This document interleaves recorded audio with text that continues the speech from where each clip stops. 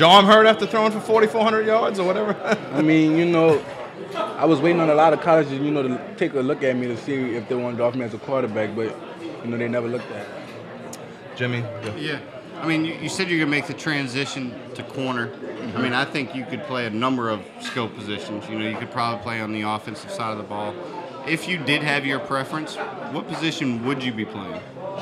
Probably quarterback. Right. Is it the leadership role? Because I've seen you work, and I see how you like to stay calm, cool, let the guys rally around you and kind of feed off of your energy, you know what I mean? So what is it about the quarterback position that's so intriguing to you? I mean, you know, everybody wants the ball in their hands, but that's a big role to play. So, and that's a lot of shoes to fill because at the end of the day, the game might fall on you. So, you know, that's a big role to step up in. And honestly, I've been playing it all my whole life growing up. So, you know, I'm just used to it. Texas A&M's tried to make a habit of coming into Louisiana to grab some of its top players. Speedy Noel's over there. They have some other guys on their roster. Was that important for you to know that there is some familiarity with Louisiana prospects at that school and that you might have some guys that you could kind of click with and get to know that are on the same level with you, that grew up from the same area? I mean, yeah, you know, that's a big thing, but honestly, it's not about the area. You know, you got to meet a lot of people, you know, to be calm with. So with that, I mean, you know, meeting Speedy and Noel, they got Dwayne Thomas that just came in, and a couple more people, and Kendall Blessing. So, you know, that's big. And what role did you play in Kendall Blessing? I knew y'all were longtime friends. You know, I think y'all played park ball together growing up. What role did you play in flipping him back to Texas A&M side? Because it was not that long ago he committed to Tennessee, and it looked like it was a done deal. So, I mean, I'm sure you were in his ear and played a little role here. So what was your role? I mean, Kendall Blessing, you know, he been there with. But with that, I honestly didn't know at first. So, you know, that was a big shock. Now, a lot of guys are going to see a different level of talent that they're used to competing against. You know, you've had the luxury of lining up against a lot of Division I prospects at practice every day.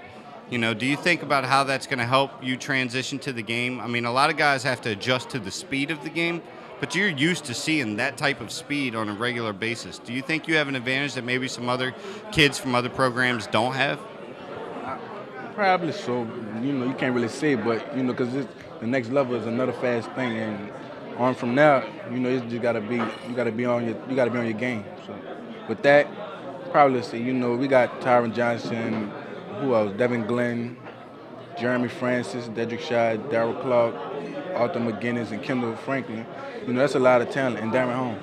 So one of them fast, man. But, you know, checking them guys, it's good.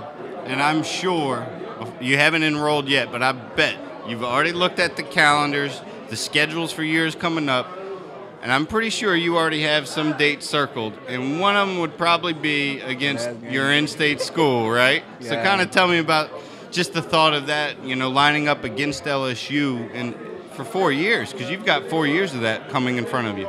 I mean, everybody's seen, you know, me and Tyron lined up against each other a couple of times at practice, and, you know, that's just big for us. And me and him, we played against each other in park ball, and we grew up playing with each other on the same team in high school. But, you know, playing with them guys and playing against them, you know, it'll be real fun for the coaches, you know, to see everybody been waiting on that matchup. I want to ask you real quick. There's a guy I've been really high on for some time, and I'll probably talk about him 3 or 4 times a day before we bring him up. I want you to talk about your teammate, Dedrick Shaw. Dedrick was under the radar in his recruitment, played quarterback most of his career, receiver, switched to corner this year. What do you think this guy's future is? And tell us a little bit about him as a player and a person, because he's pretty goofy as a person. Yeah, man. Dedrick, you know, always keep a smile on your face. You know, he's a goofy person, but Dedrick was a big role of the team, too. You know, he came up big playing defense for us. And, you know, he was a shutdown corner for the first year. And that's shocking to the world to see that a receiver come on so quick to play defense and, you know, just shut down everything. And that's a big role. Talk about the role that Coach Hall has played in your, you know, growing up, I guess. And I saw you play as a junior, and the difference between you and a junior and a senior is night and day, and how much you grew. And talk about playing for Coach Hall. Man, Coach Hall is one of the best coaches you could ever think of. Like, man, Coach Hall, helped us get a long way. You know, we helped him back by getting him to the state championship. Because I think his first 8 years, it wasn't good. You know, my first 4 years there, you know, my freshman year, we went 4-6, first round out of the playoffs. And that was 2 years straight. We came back my junior year, third round. Now, fourth year, we finished off in the state. But, man, we just giving back to him. Talk about that state championship game, and one of the best games I've ever seen. And, you know, Tyron made a play in there that, you know, leaping over a defender. And, I mean, how many times did I watch that play?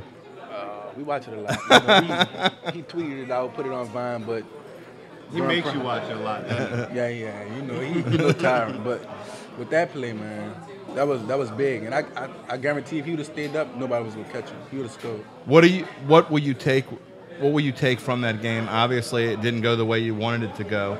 But what will you remember, maybe not even so much during the game? I've seen the film of Coach Hull talking to y'all after the game, and, you know, I tear up. I tear up watching it. And tell me how you felt about that moment and that day. Man, that whole game, you know, we came up. Everybody wanted, you know, the whole team wanted to go to the state championship. But, you know, we didn't like the way it ended out. But with that, you know, we just gave back to Warren Easton, period. You know, we did something big for the school since a decade. You know, the first time was 1956. And with that, you know, we actually got to talk to them guys. You know, so that was a good thing. You know, they gave us the momentum. That's one of the things I wanted to ask you. How many, you know, my grandfather went to Warren Easton in 1919. And so, I mean, did you have, you know, 60-year-old, 70-year-old, 80-year-old grown men coming up and talking to you about how much it meant to them? I mean, yeah, you know, they one day they came to practice during the playoffs. They came in one of the practice. They got the chance to speak to us, and with that, you know, we just took everything in, because without that motivation, and you know, that's real big. Deshawn, I want to thank you for coming on. Deshawn Capers-Smith of Warren Easton High School, now a Texas A&M Aggie. Deshawn Capers-Smith, everybody.